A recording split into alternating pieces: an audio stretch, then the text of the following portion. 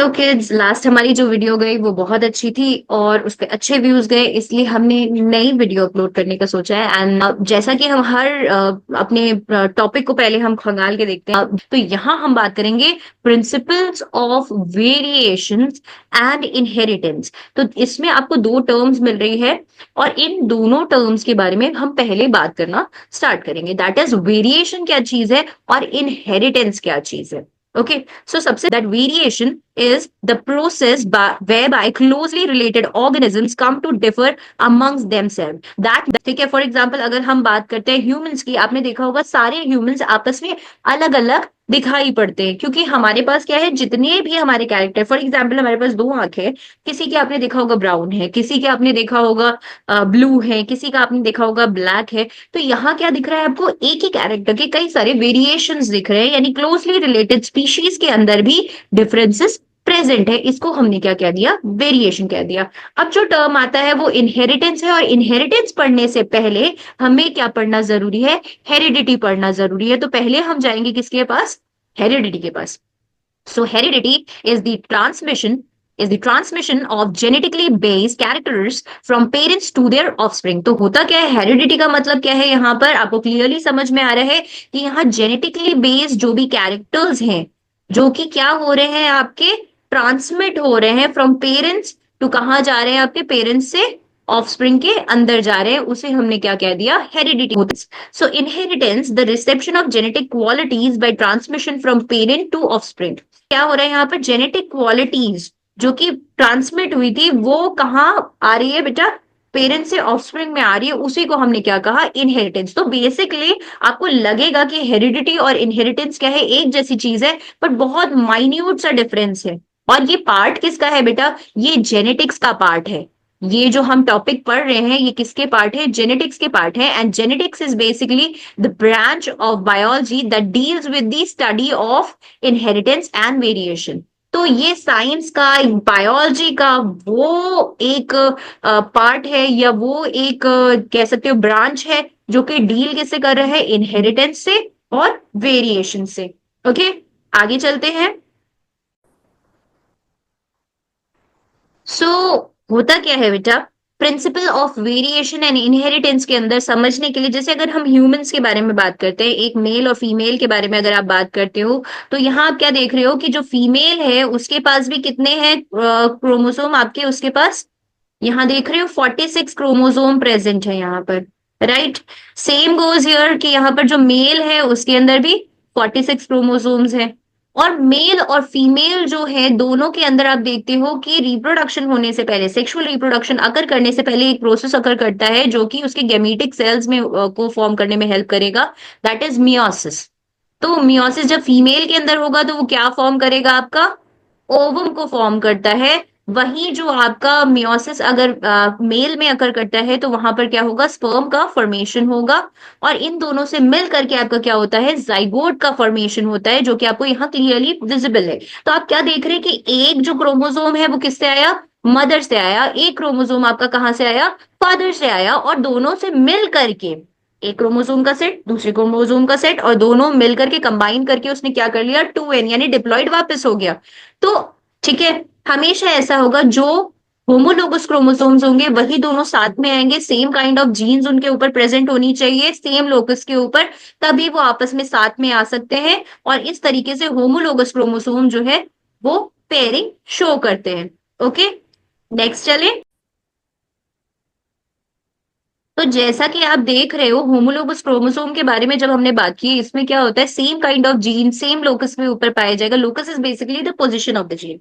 ठीक है, अगर जैसे मैं यहाँ पर शो कर रही हूँ कि ये जो मदर्स क्रोमोसोम है, इसका आई कलर का अगर जो जीन है वो इस जगह प्रेजेंट है, तो फादर की जो क्रोमोसोम है उसमें भी ये जीन यहीं पर पाया जाएगा। Okay, and same goes here कि यहाँ पर अगर हेयर कलर मदर की क्रोमोसोम में है तो यहाँ फादर के उसमें भी ये यहीं पर पाया जाना चाहिए, तभी हम क्या कहेंगे कि ये होमोलोगस क्रोमोसोम है। अब कई बार क्वेश्चन अराइज होता है कि what is chromosome, what is variation, तो हम उसके बारे में बात करेंगे। Chromosome is basically the main vehicle to transfer characteristics from one generation to another main चीज यहाँ पर क्या आकर कर रही है कि ये एक व्हीकल की तरह बिहेव कर रहा है, एक व्हीकल, एक वाहन की तरह बिहेव कर रहा है, यानी एक कैरेक्टर को उठाया, उसको एक जनरेशन से दूसरी जनरेशन में पहुंचा देने का काम किसका है? क्रोमोसोम का काम है, राइट। दो सिस्टर क्रोमैटिड्स जब आपस में बीच में एक सेंट्रोमियर से ज्वाइंट होते हैं तो क्या बनाते हैं? क्रोमोसोम का फॉर्मेशन करते हैं। Please keep this clear in your head कि डीएनए, क्रोमोसोम, क्रोमैटिड्स, ये सब क्या है? एक ही चीज के अलग अलग फॉर्म्स कह सकते हो, कि अलग अलग फॉर्म्स है उसके, राइट। एंड वेरिएशन यहाँ पर क्या है? Changes that occur due to crossing over. मतलब क्रॉसिंग ओवर, जब इन्हीं के बीच में क्रॉसिंग ओवर होगी, यानी मदर कैरेक्टर्स और फादर के कैरेक्टर्स के बीच में जब क्रॉसिंग ओवर होगी, काइस्माटा का फॉर्मेशन होगा, तो वहां पर जो नया आपका फॉर्म होता है, जो नया जो क्रोमोसोम का सेट तैयार होगा, वो आपका क्या कहलाता है? कि वो उसमें वेरिएशन पॉसिबल है। इसीलिए आपने नोटिस किया होगा कोई भी मदर और फादर के जो बच्चे होंगे वो हमेशा क्या होंगे? कुछ प्रॉपर्टीज उनकी मदर से भी मिलती होगी, कुछ प्रॉपर्टीज उनकी फादर से भी मिलती होगी, पर पूरा पूरा ना तो वो फादर से आइडेंटिकल है, ना पूरा वो मदर से आइडेंटिकल है। क्यों? सिबलिंग्स में भी अगर आप ये सोचते हो कि क्योंकि मम्मी पापा सेम है तो सिबलिंग्स भी आपस में सेम होंगे, ये भी पॉसिबल नहीं है, क्योंकि ये मैटर ऑफ चांस है कि कौन सी जीन में कहां पर क्रॉसिंग ओवर किस तरह से अकर की है। ओके, इनहेरिटेंस के बारे में हम बात करेंगे। The process by which characters are transferred from parents to offspring, उसको हम क्या कहते हैं? इनहेरिटेंस कहते हैं। सो बेसिकली मैंने आपको पहले भी बताया था कि हेरिडिटी का बेसिस जो है वो इनहेरिटेंस है, राइट। इनहेरिटेंस क्या है? आपका प्रोसेस है, process by which the characters are transferred from parents to offspring. और हेरिडिटी का बेसिस क्या है? बेसिस ऑफ हेरिडिटी आपका इनहेरिटेंस है। वही वेरिएशन क्या है? Degree of difference between parents and offspring. Variation का मतलब एक्चुअल में क्या है? कि पेरेंट्स से ऑफस्प्रिंग कितना ज्यादा डिफर करता है, कितना ज्यादा डिफरेंस है दोनों के बीच में, उसको हमने क्या कह दिया? वेरिएशन कह दिया। नेक्स्ट आते हैं हम, लाइक बिगेट्स लाइक। अब ऐसा नहीं हो सकता कि किसी अर्थवर्म का जो है फ्रॉग बेबी हो जाए, पॉसिबल नहीं। वेरिएशन का ये इंपॉर्टेंट चीज है कि जिस स्पीशीज के पेरेंट्स होंगे उसी स्पीशीज को वो जन्म भी देगा, ठीक है। अनटिल एंड अनलेस उसमें किसी तरह का जेनेटिकल इंजीनियरिंग करी हुई है, वो छोड़ करके अगर ऐसा कुछ सीन नहीं है तो नॉर्मल कंडीशंस में क्या होगा? कि जो स्पीशीज है उसका बेबी वही वाला स्पीशीज बनेगा। सो नेक्स्ट जो हमारा टॉपिक है वो है artificial selection and domestication of organism. That states, अच्छा हम बात करते हैं artificial selection and domestication of organism, हम हर तरफ देखते हैं, ठीक है।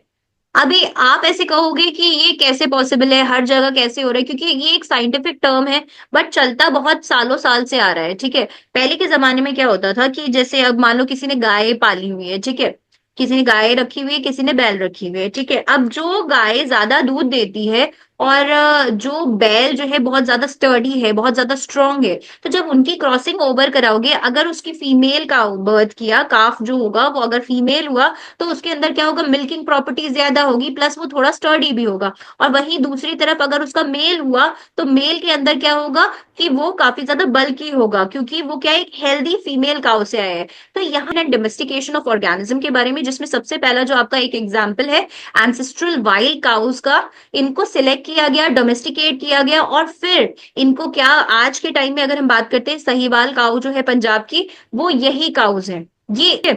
और ये जो आर्टिफिशियल सिलेक्शन है, people around 8,000 to 1000 BC also knew that cause of variation among organism lie in sexual reproduction।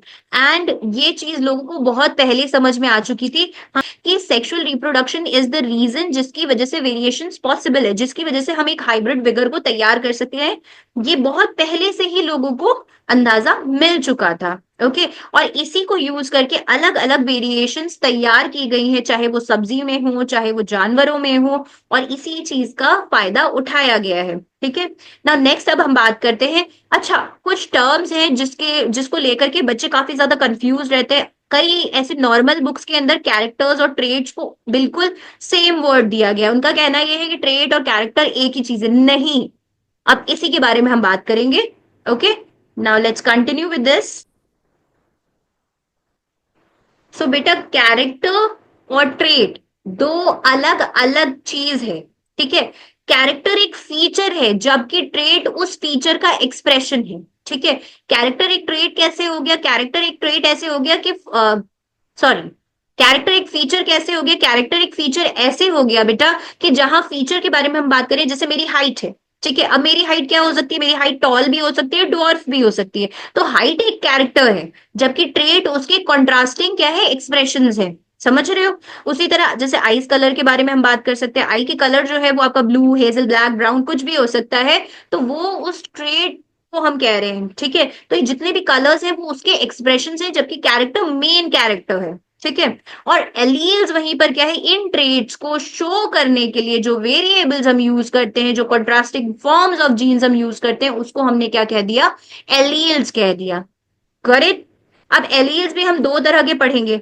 एक होगा, एलील्स कभी भी सिंगल अकर ही नहीं करेगा, ये पेयर में हो सकते हैं या इससे ज्यादा भी हो सकते हैं, ठीक है। एलील्स जो होंगे, अब आप इसमें बात करेंगे, कुछ एक अगर एक्सेप्शंस हैं इसके तो हाँ पॉसिबल हैं एलील्स, कुछ एक ऐसे भी हैं जो कि अलग अलग सेपरेटेड रहते हैं, बट इन जनरल अगर हम बात करेंगे तो इनका हमेशा पेयर में आपको ये मिलेंगे। अब एलील्स के बारे में अगर आप बात करें तो यहाँ आपको ये देखना चाहिए कि यहाँ क्या है? कैपिटल टी, कैपिटल टी किसको शो कर रहा है? टॉल शो कर रहा है, ठीक है। यहाँ कैपिटल टी, स्मॉल टी जो है वो भी टॉल है। और स्मॉल टी किसको शो कर रहा है? ड्वार्फनेस को शो कर रहा है, राइट। बट आपने अगर गौर किया हो तो यहाँ जो ये कैपिटल टी है और ये स्मॉल टी वाली जो कंडीशन है, इन दोनों ही कंडीशंस में क्या है? आपके जो दोनों एलील्स हैं वो कैसे हैं? सिमिलर है। तो उसे हम क्या कहते हैं? इस कंडीशन को हम कहते हैं होमोजाइगस। और वहीं अगर आपके कॉन्ट्रास्टिंग एलील्स प्रेजेंट है, for example here capital T and small T जब दोनों एक साथ आ रहे हैं, तो अब हम इसे क्या कहेंगे? हेट्रोजाइगस कंडीशन कहेंगे। इसको क्या कहा जाएगा? हेट्रोजाइगस कंडीशन कहा जाएगा, ठीक है। हेट्रोजाइगस कंडीशन के अंदर क्या होता है बेटा? एक जीन खुद को एक्सप्रेस करता है, और एक जीन का जो भी नॉर्मल कंडीशन में अगर ये उसको शो कर रहा है, क्या बोलते हैं, मेंडलिज्म को फॉलो करता है, तो जो दूसरा वाला जो होगा, जो रेसेसिव होगा, वो अपने कैरेक्टर शो नहीं कर पाएगा। ओके, नेक्स्ट इज,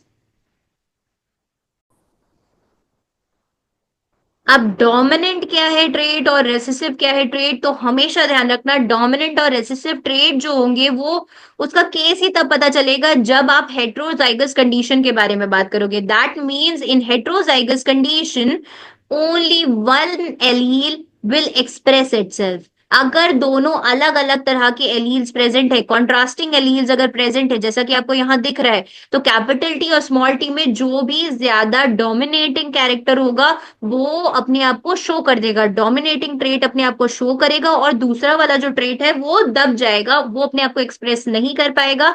तो हम क्या कहेंगे? जो एक्सप्रेस नहीं कर पाया वो रेसेसिव, और जिसने अपने आप को एक्सप्रेस कर लिया वो क्या हो गया? डोमिनेंट हो गया। अब इसके बाद हमारा जो टॉपिक आता है वो क्या है? Phenotype and genotype. तो इसके बारे में अब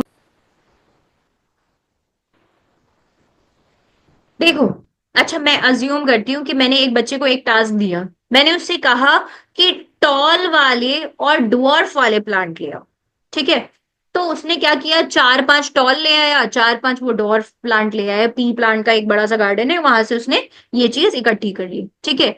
अब मैंने उससे कहा कि इसमें मुझे ये बताओ कि कौन सा फिनोटिपिकली टॉल है, कौन सा जीनोटिपिकली टॉल है। बच्चा कंफ्यूज, उसको समझ में नहीं आ रहा है कि जीनोटिपिक में हम कैसे शो करेंगे, जीनोटिपिक तो हमें आइडिया ही नहीं है। जीनोटिपिक आप डायरेक्टली देख करके बता भी नहीं सकते, राइट। आप फिनोटिपिकली डिसाइड कर सकते हो कि कौन सा टॉल फिनोटिपिक शो कर रहा है, फिजिकल अपीयरेंस में शो कर रहा है। वहीं जेनेटिक कॉम्प्लीमेंट किसी चीज का कैसा है वो आपका जीनोटाइप बताता है, जिसको जज करने के लिए आपको उसका बैक क्रॉस या टेस्ट क्रॉस करवाना पड़ता है। ओके, सो इधर हम बात करें कि फिनोटाइप एक्चुअल में क्या है? फिजिकल अपीयरेंस है। वहीं जीनोटाइप क्या है? आपका जेनेटिक कॉम्प्लीमेंट है। जैसा कि आपको ये तीन इसमें दिया हुआ है कि फर्स्ट केस आप देख रहे हो, कैपिटल टी का है, ये भी टॉल है। कैपिटल टी स्मॉल टी, ये भी टॉल है। जबकि स्मॉल टी तो डॉर्फ है। इसका केस तो बिल्कुल ही खत्म हो गया, क्योंकि डॉर्फ तो आपको देख करके पता चल गया रेसेसिव अपनी होमोजाइगस स्टेट में आएगा तभी जाकर के अपने आप को शो कर सकता है। बट जहां टॉलनेस की बात आ गई, अब क्या है? अगर एक सिंगल कैपिटल टी का जो एलील है वो भी प्रेजेंट है, तो भी वो टॉल है प्लांट, और अगर दोनों ही कैपिटल टी है तो भी वो आपको क्या शो करेगा? टॉल शो करेगा। तो यहाँ तो हम फंस गए, हमको कैसे शो करना है इसको? सो इस कंडीशन में आप देख रहे हो कि बोथ अपीयर सेम, यहाँ ये दोनों दिखने में तो कैसे हैं? बिल्कुल सेम है, बट आर जेनेटिकली डिफरेंट। बेटा these are genetically different, okay.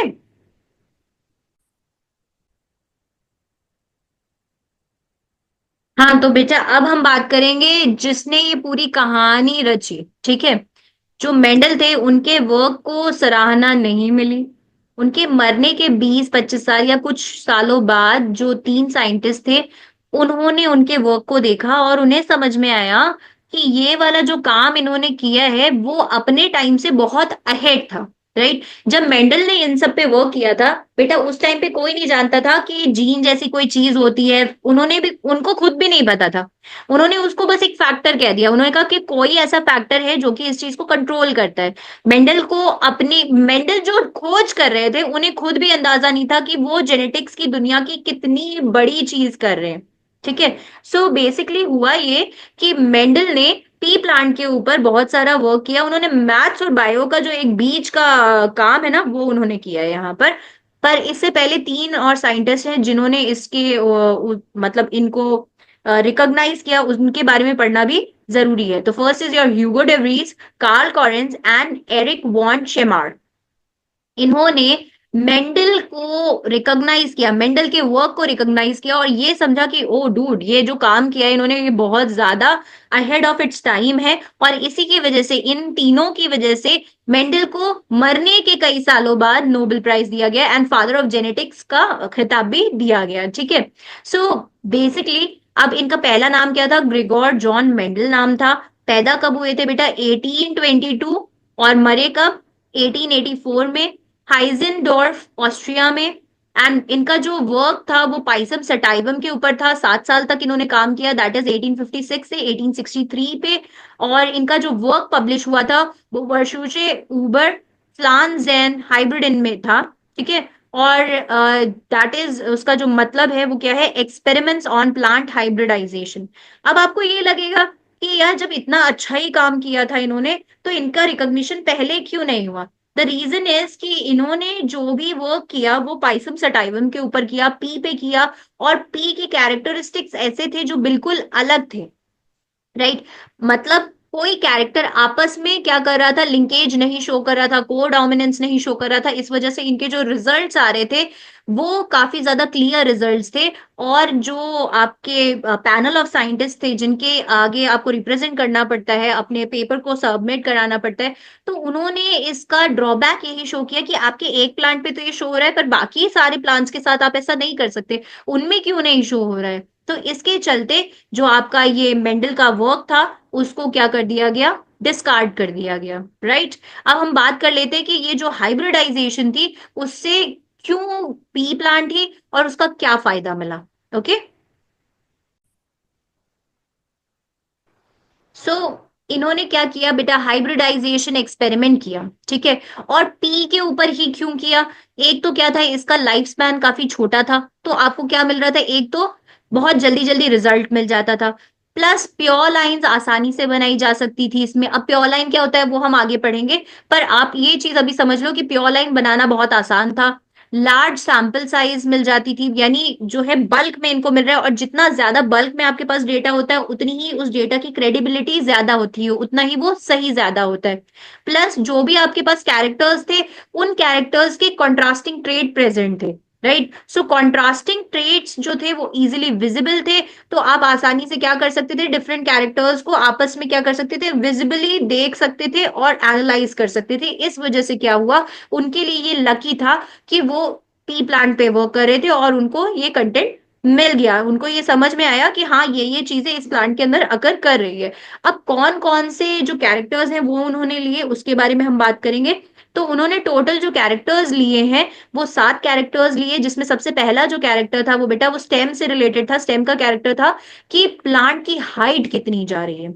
दूसरा उन्होंने पोजिशन ऑफ पॉड के बारे में बात की थी, यानी फ्लावर का पोजिशन कहाँ होगा, फ्लावर का कलर कैसा होगा, प्लस पॉड के कैरेक्टर्स कैसे होंगे, यानी पॉड का शेप कैसा होगा, पॉड का कलर कैसा होगा। अच्छा, कुछ बच्चे कंफ्यूज भी जाते हैं कि पोजीशन ऑफ पॉड में फ्लावर का क्या सीन आ गया, कि फ्लावर का पोजीशन कैसा है और फ्लावर का कलर कैसा है। तो बेटा ये चीज ध्यान रखना कि फ्लावर का पोजीशन, फ्लावर जहां होगा वहीं पर आपका जो आपका पॉड है वहां पर ये फॉर्म होगा, ये चीज ध्यान रखना, ठीक है।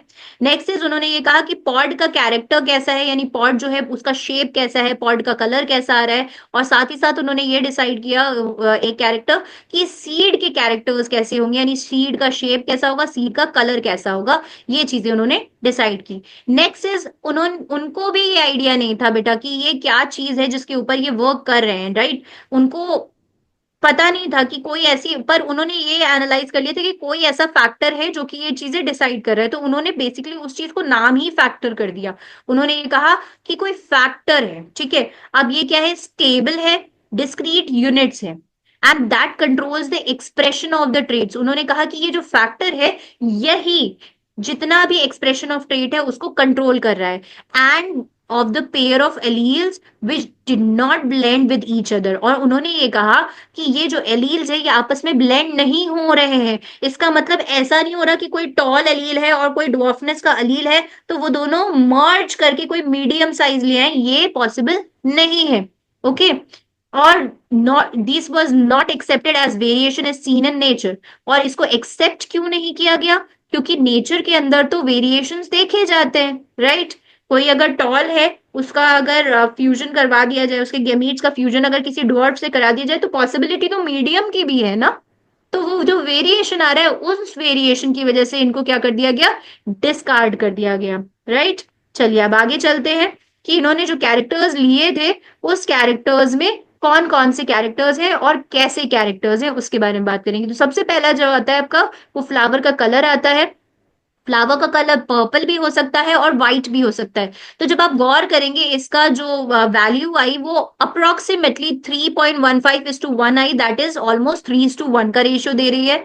फिर उसके बाद ये F2 जनरेशन के बारे में बात कर रहे हैं हम बेटा, क्योंकि F1 जनरेशन तो 100% आपकी क्या होगी, हेटेरोजाइगस स्टेट में आ जाएगी और डोमिनेंट कैरेक्टर को शो करेगी मोनोहाइब्रिड केस में। तो यहाँ जो हम बात कर रहे हैं ये रेशियो जो है F2 जनरेशन के आपके रेशियोज हैं। यहाँ ये चीज ध्यान रखना कि ये सारे के सारे जो रेशियो हैं वो F2 जनरेशन यानी फीलियल सेकेंड जनरेशन के रेशियो हैं, ओके। नेक्स्ट सीड का कलर और शेप कैसा है, तो सीड का कलर ग्रीन भी हो सकता था, सीड का कलर आपका येलो भी हो सकता था, और इसका रेशियो भी 3:1 आ रहा है। फिर राउंड एंड रिंकल भी हो सकते थे सीड के शेप, तो यहाँ 2.96:1 देख रहे हो, that is almost equal to 3, right. 3:1 का रेशियो यहाँ पे भी आ रहा है। फिर पॉड का कलर देखा तो ग्रीन भी हो सकता था और पॉड का कलर येलो भी हो सकता था, तो इस केस में भी हमें क्या मिल रहा है, 2.81:1। आप देख रहे हो रेशियो ऑलमोस्ट ऑलमोस्ट आसपास का ही कहीं जा रहा है, 3:1 3:1 3:1 के इक्वल ही रेशियो जा रहा है, ठीक है। यहाँ पर पॉड का शेप अगर आप देखते हो तो पॉड का शेप इन्फ्लेटेड भी हो सकता है, इन्फ्लेटेड यानी चपटा सा हो सकता है, या कॉन्स्ट्रिक्टेड जैसे ऐसे कॉन्स्ट्रिक्टेड हो सकता है, राइट। सो ये दूसरा केस आपने देखा कि यहाँ कॉन्स्ट्रिक्टेड, और इस केस में भी 2.95:1 का रेशियो है, दैट इज ऑलमोस्ट 3:1। इसके अलावा फ्लावर की जो पोजिशन है वो एक्सियल हो सकती थी या फिर टर्मिनल हो सकती थी, राइट। तो एक्सियल कंडीशन में और टर्मिनल कंडीशन में क्या देख रहे हो आप कि 3:1 का रेशियो आ रहा है यहाँ पर, और स्टेम की लेंथ या तो टॉल हो सकती थी या फिर आपकी ड्वार्फ हो सकती थी, और इसका भी रेशियो आपको 3:1 के ऑलमोस्ट इक्वल मिल रहा है। तो यहां से हमें क्या पता चला कि ये जो हमारी वैल्यूज है F2 जनरेशन के लिए वो कैसी चलेगी, आपकी 3:1 चलेगी। अच्छा, अभी मैंने आपको थोड़ी देर पहले कहा था कि प्योर लाइन का फॉर्मेशन कैसे होता है, हम उसके बारे में भी बात करेंगे। तो अब आ गया हमारा टॉपिक, क्या, pure line formation. So basically pure line formation create करने के लिए हमने क्या किया कि फ्लावर लिया, एक बाइसेक्सुअल फ्लावर है, उसी के अंदर उसका खुद का एंथर है, उसी का खुद का स्टिग्मा है, राइट। अब क्या हो रहा है, स्टिग्मा के ऊपर उस एंथर का एक पॉलन आकर के बैठ गया। तो अगर आप गौर से सोचोगे, दिमाग में अगर ये चीज आपके क्लियर है, तो आपको ये पता होगा कि पॉलन के अंदर जो मेल गैमीट है, प्लांट का जो भी प्लॉइडी होगा, प्लांट का जो भी आपका मतलब क्रोमोसोम्स होंगे या जो भी उसके कैरेक्टर्स है, जीन्स प्रेजेंट है उसके अंदर, वही पूरे प्लांट के अंदर सेम चलेगा, चाहे वो पॉलन ग्रेन हो, राइट, या फिर एग सेल हो जो कि आपकी ओवरी के अंदर प्रेजेंट है। तो क्योंकि वो सेम है, आपने यहां पर क्या कर दिया कि उसी पॉलन ग्रेन को स्टिग्मा पे लैंड करवाया, वही नीचे गया, एक्सेल से फ्यूज किया, और यहाँ पर क्या हुआ, कैपिटल कैपिटल टी जो है प्योर टॉल तैयार हो गया। अब प्योर टॉल वाली कंडीशन में क्या हो रहा है कि ये हाइड्रोजाइगस नहीं है, यानी एक कैरेक्टर कैपिटल टी का एक कैरेक्टर स्मॉल टी का ये यहाँ पर अकर नहीं कर रहा है। उससे जो आपका सीड बना उसको आपने फिर ऐसे ही करवाया, फिर तीसरी बार, चौथी बार, कई बार आपने जब ऐसे करवा दिया तो आपने क्या किया है बेसिकली, यहाँ पर आपने एक प्योर लाइन का फॉर्मेशन कर दिया है, जहां पर आप क्या कर रहे हो, ये देख रहे हो, इस तरीके से बार बार आप क्रॉसिंग ओवर जो करवा रहे हो सेम ही उसके अंदर करवा रहे हो। तो ये कंडीशन क्या हो रही है, यहाँ पर आप एक प्योर लाइन को तैयार कर रहे हो। और ऐसा जरूरी नहीं है कि आप सिर्फ डोमिनेंट कैरेक्टर के साथ करो, आप डॉर्फ कैरेक्टर के साथ भी ऐसे कर सकते हो। एक आप कोई रेसेसिव कैरेक्टर ले लो, यहाँ पर भी वही चीज हो रही है कि आप क्या करोगे, बार बार जब सेल्फ